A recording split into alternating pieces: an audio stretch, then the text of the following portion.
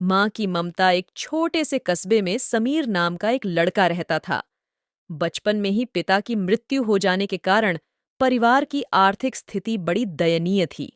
समीर की माँ कुछ पढ़ी लिखी जरूर थीं, लेकिन उतनी पढ़ाई से नौकरी कहाँ मिलने वाली थी। सो घर घर बर्तन मांजकर और सिलाई बुनाई का काम करके किसी तरह अपने बच्चे को पढ़ा लिखा रही थीं। समीर स्वभाव से थोड़ा शर्मीला था और अक्सर चुपचाप बैठा रहता था। एक दिन जब वो स्कूल से लौटा तो उसके हाथ में एक लिफाफा था। उसने माँ को लिफाफा पकड़ाते हुए कहा, माँ, मास्टर साहब ने तुम्हारे लिए ये चिट्ठी भेजी है। जरा देखो तो इसमें क्या लिखा है। माँ ने मन ही मन चिट्ठी पढ़ी और मुस्कुराकर बोली, बेटा, इसमें लिखा है कि आपका बेटा काफ़ी होशियार है।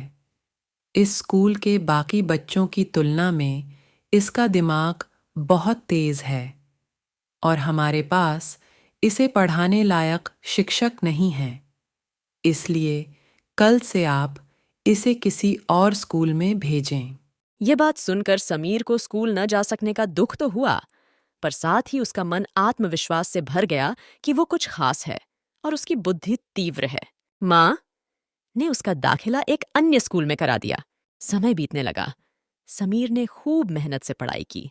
आगे चलकर उसने सिविल सर्विसेज परीक्षा भी पास की और आईएएस ऑफिसर बन गया। समीर की माँ अब बूढ़ी हो चुकी थीं और कई दिनों से बीमार भी चल रही थीं, और एक दिन अचानक उनकी मृत्यु हो गई। समीर के लिए ये बहुत बड़ा आघात था। वह बिलख बिलख कर रो पड़ा।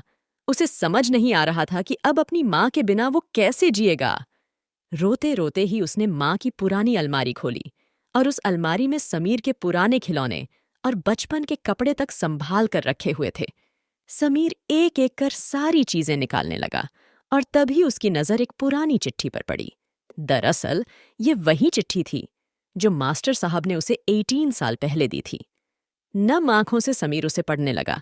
आदरणीय अभिभावक, आपको बताते हुए हमें अफसोस हो रहा है कि आपका बेटा समीर पढ़ाई में बेहद कमजोर है और खेल कूद में भी भाग नहीं लेता है। जान चार पड़ता है कि उम्र के हिसाब से समीर की बुद्धि विकसित नहीं हो पाई है। अतः हम इसे अपने विद्यालय में पढ़ाने में असमर्थ हैं। आपसे निवेदन है कि समीर का दाखिला किसी मंदबुद्धि विद्यालय में कराएं अथवा खुद घर पर रखकर इसे पढ़ाएं।